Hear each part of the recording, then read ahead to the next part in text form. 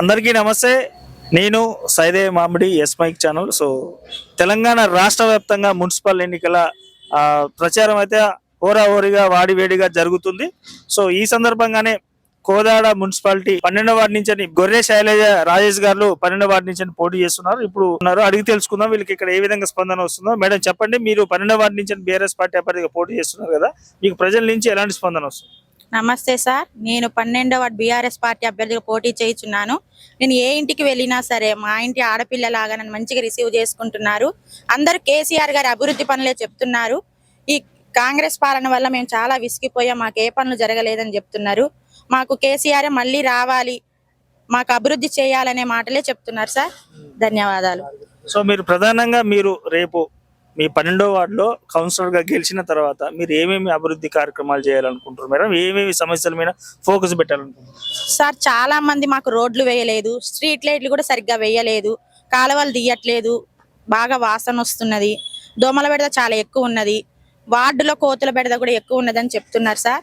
దాని గురించి మేము బాగా ఫోకస్ పెట్టి అభివృద్ధి చేస్తాం సార్. పింఛన్ల విషయం కూడా చెప్తున్నారు చాలా మంది, దాని గురించి కూడా చేస్తాం సార్. సో మీ కోదాడ మాజీ ఎమ్మెల్యే బొల్లమల్ల యాదవ్ గారు కాంచి కానీ మీ అంటే మీ 12వ వార్డు నాయకుల కాంచి బీఆర్ఎస్ నాయకుల కాంచి ఎలాంటి సపోర్ట్ ఉంది మేడం? చాలా సపోర్ట్ ఇచ్చారు సార్ మల్లన్న గారు. మా నాయకులు కూడా చాలా సపోర్ట్ ఇస్తున్నారు సార్. వాళ్ళ వల్ల నేను ముందుకెళ్తున్నాను. వాళ్ళు ఇచ్చిన ధైర్యంతో ప్రోత్సాహంతో నేను చాలా చురుకుగా వార్డులో తిరుగుతున్నాను సార్. కోదాడ మార్కెట్ మాజీ వైస్ చైర్మన్ సంపటి ఉపేందర్ అన్న మనతో పాటు ఉన్నారు, అడిగి తెలుసుకుందాం. 12వ వార్డులో బీఆర్ఎస్ పార్టీకి ఎలాంటి సపోర్ట్ వస్తుంది, ప్రజల నుంచి ఎలాంటి స్పందన వస్తుందో అడిగి తెలుసుకుందాం. అన్న చెప్పండి అన్న. ఈ మున్సిపాలిటీ పరిధిలో గతంలో మల్ల యాదవ్ గారు చేసిన అభివృద్ధి, ఆయన చేసిన డ్రైనేజీలు కానీ మురికాలువలు కానీ రోడ్లు కానీ ఆయన చేసినవి కానొస్తున్నాయి. ఏ రోజు కూడా నిత్యం ప్రజలకు అందుబాటులో ఉంటాం. వారు మున్సిపాలిటీకి పోయినసారి ఎలక్షన్లో బీఆర్ఎస్ పార్టీ తరఫున 35 వార్డులలో 25 వార్డులు ఏకదాటి గెలిపించి జినామనస్ కాకుండా బెదిరియకుండా ప్రజాస్వామ్య పద్ధతిలో ఓట్లు వేయించుకొని గెలిపించిండు. ఇదే ఇప్పుడున్న కాంగ్రెస్ నాయకులు ఉత్తమ్ పద్మావతి గారు కానీ ఉత్తమ్ గారిని మేము బాగా అభివృద్ధి చేసిన అన్నోళ్ళు ఇనామనస్ ట్రై చేయడం ఎందుకు, ముసుగులేసి బెదిరియటాలు ఎందుకు, టీఆర్ఎస్ అభ్యర్థుల మీద దాడులు చేయడం ఎందుకు? వాళ్ళు నిజంగా ఈ కోదాడని అభివృద్ధి చేస్తే వాళ్ళు ప్రజాస్వామ్య పద్ధతిలో పోటీ చేసి గెలవచ్చు. కాకుండా బీఆర్ఎస్ అభ్యర్థులను బెదిరియటం, ముసుగులేసి ఇతరురా చేపించడం చేస్తుర్రు. ఇవాళ ఈ పద్మావతి గారు ఏ రోజు కూడా ప్రజలకు అందుబాటులో లేరు. ఈ వార్డులో 12వ వార్డులో అయితే పాపం ఇళ్లకు నోటీసులు ఇచ్చారు, ప్రతి ఇంటికి నోటీసులు ఇచ్చారు. వాళ్ళ ఇళ్లలో కొనుక్కుని ఏ రోజు కాయ కష్టం చేసి కొనుక్కుని ఇళ్లలో నోటీసులు వచ్చేసరికి వాళ్ళు భయాంతరం గురయ్యి ఏం జరిగిద్ది అని అర్థం టైంలో మల్లయ్య గారు వచ్చి భరోసా చేయడం జరిగింది. కానీ ఆ మేడం గారు ఏ రోజు కూడా వచ్చి మీకేం కాదని చెప్పలే. ఎప్పుడు కట్టుకున్న వాళ్ళు ఎప్పుడో కట్టుకున్న దానికి ఇప్పుడు నోటీసులు ఇచ్చి గోల కొడతామంటే ఇవాళ వాళ్ళ పరిస్థితి ఏంది? వాళ్ళు ఎవరు ఆదుకోవాలి? అందుకనే ప్రజలంతా కూడా కాంగ్రెస్ ప్రభుత్వం మీద, వాళ్ళు చేసే అరాచకాల మీద, వాళ్ళు చేస్తున్న అవినీతి మీద ప్రజలంతా తిరుగుబాటు చేయడం జరుగుతుంది. వాళ్ళే మేము 12వ వార్డులో మా క్యాండిడేట్ శైలజ గారిని తీసుకొని పోతే, అమ్మ మీరు నిలబడరు, కంపల్సరిగా మాకు మల్లయ్య గారు చేసిన అభివృద్ధి, కేసీఆర్ గారు చేసిన సంక్షేమ పథకాలే మాకు గుర్తొస్తున్నాయి, మేము ఎట్టి పరిస్థితుల్లో కారు గుర్తు కోటేస్తామని ప్రజలే ముందుకు వచ్చి మాకు చెప్తారు. ఓకే అన్న. సో ఎలాంటి భరోసాతో పోతున్నారు? కాంగ్రెస్ పార్టీ రాష్ట్రంలో అధికారం ఉందన్న ఒక భరోసాతో పోతున్నారు, బీజేపీ పార్టీ ఏమో సెంట్రల్ అధికారం ఉందన్న ఒక భరోసా. మీరు ముఖ్యంగా చూసుకున్నట్లయితే 12వ వార్డులో మీరు కోదాడలో మీరు చేసిన ఎలాంటి అభివృద్ధి చూపించి ముందుకు పోతున్నారు? నాకు 12వ వార్డులో అయితే గత కౌన్సిలర్ గారు అధికార పార్టీలో గెలిచి కూడా 5 ఏళ్ళు ఆయన కారు ఎక్కి దిగడమే కానీ ఆయన ఇంటి 12వ వార్డు ప్రజలు ఎవ్వరు కూడా పోవటం తెలియదు. కనీసానికి ఎవరైనా ఫోన్లు చేసి ఏం సార్ అంటే మీ ఇంటికాడ నేనేం పని చేయాలనే టైపులో ఉండదు. ఇవాళ ఎలక్షన్ రాగానే డబ్బులు తీసుకొని వచ్చేస్తే అంటే ప్రజలు ఓట్లేసే పరిస్థితి లేదు.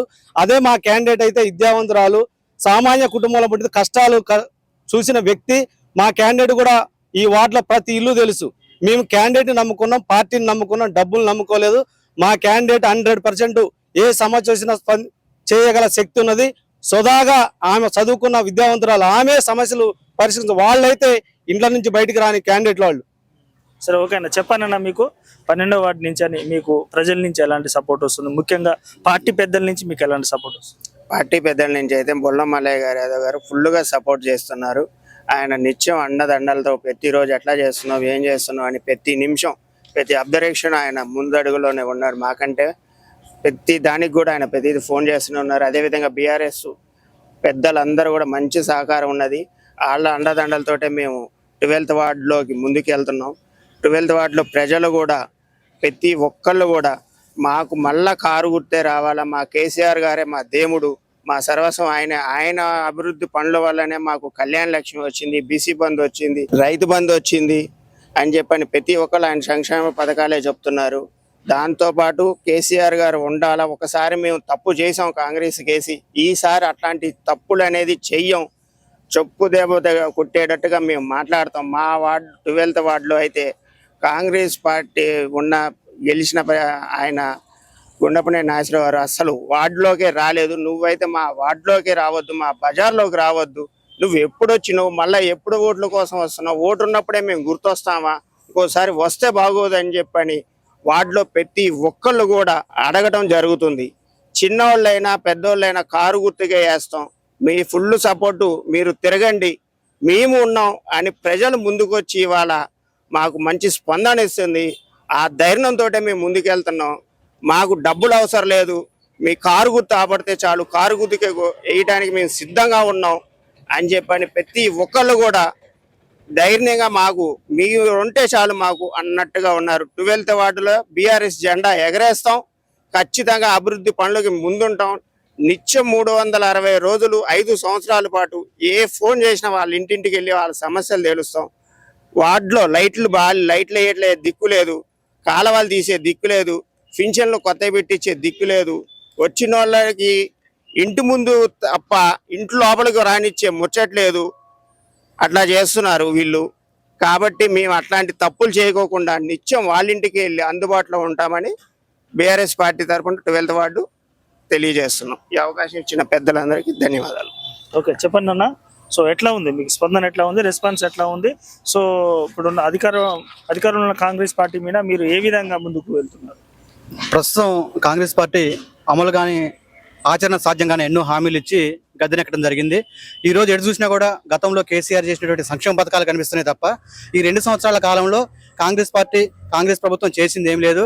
ఈ మున్సిపాలిటీలో గతంలో మాజీ ఎమ్మెల్యే గారు బొల్లం మల్లయ్య యాదవ్ గారు ఉన్నప్పుడు ఏదైతే కార్యక్రమాలు ఏదైతే డెవలప్మెంట్ చేసిండో అయ్యే ఒప్పడుతున్నాయి తప్ప కొత్తగా ఈ కాంగ్రెస్ పార్టీ చేసింది ఏం లేదు. 12th వార్డు అయితే పర్సనల్ గా మా అభ్యర్థి చాలా విద్యావంతురాలు, సమస్యల మీద పూర్తిగా అవగాహన ఉన్న వ్యక్తి. ఆ వ్యక్తి సారథ్యంలో 12వ వార్డు పూర్తిగా డెవలప్ అయిందని చెప్పి మేము ఆశిస్తా ఉన్నాం. ఎక్కడైతే ఏదైతే మౌలిక వసతులు కానీ మౌలిక సదుపాయాలు కానీ ఏదైతే అవసరం ఉన్నాయో అవన్నీ వాళ్ళు ప్రియారిటీ పరంగా అన్ని ప్రాధాన్యత క్రమంలో పరిష్కరిస్తారని చెప్పేసి వార్డు సభ్యులకు తెలియజేస్తూ, వార్డులో ఉన్నటువంటి వ్యక్తులు కూడా ఈ రోజు ఏ ఇంటికి వెళ్ళినా కూడా సొంత ఆడబిడ్డ లెక్క మా వ్యక్తి లెక్క వాళ్ళు ఆశీర్వదించి అమ్మా నీకు ఇబ్బంది లేదు, మళ్ళీ కేసీఆర్ గారు వస్తారు, మీరు కూడా ఈ వార్డు కౌన్సిలర్ గెలుస్తారని చెప్పేసి మాకు భరోసా ఇస్తున్నారు. ఏదైతే ఉందో మాకు కేసీఆర్ గారు గతంలో చేసినటువంటి సంక్షేమ పథకాలను దృష్టిలో ఉంచుకొని మేము ఈ రోజు ప్రజల మధ్యలో తిరుగుతాము. ఖచ్చితంగా ప్రజలు మమ్మల్ని ఆదరిస్తారని చెప్పేసి మేము బలంగా నమ్ముతున్నాం. సో మేడం చెప్పండి, లాస్ట్ అండ్ ఫైనల్ గా మీ యొక్క 12వ వార్డు ప్రజలకు ఏం చెప్పదలుచుకుంటారు? నా పేరు శైలజ అండి. నేను 12వ వార్డు బీఆర్ఎస్ పార్టీ అభ్యర్థిగా పోటీ చేయుచున్నాను. నాకు ఈ పార్టీ టికెట్ ఇచ్చిన మాజీ ఎమ్మెల్యే బొల్లం మల్లయ్య యాదవ్ గారు, మా పెద్దలందరికీ నా కృతజ్ఞతలు. నా మీద నమ్మకం ఉంచి నాకు 11వ తారీఖు జరగబోయే మున్సిపాలిటీ ఎన్నికలలో నాకు టికెట్ ఇచ్చినందుకు చాలా ధన్యవాదాలు. రేపు జరగబోయే మున్సిపాలిటీ ఎన్నికలలో తప్పకుండా క్రమ సంఖ్య 3 కారు గుర్తుపై ఓటు వేసి అత్యధిక మెజార్టీతో గెలిపించగలరని కోరుకుంటున్నాను.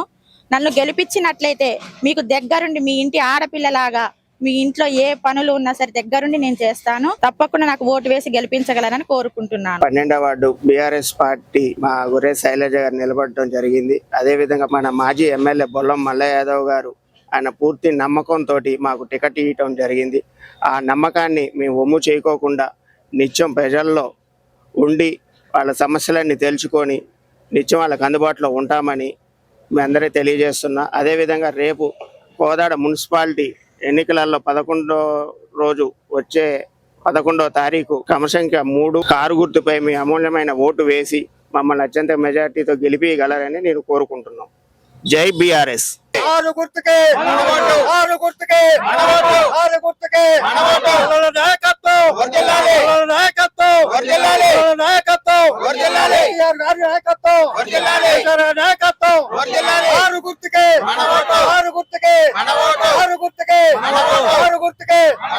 సో ఓకే అన్న, thank you and all the best అన్న.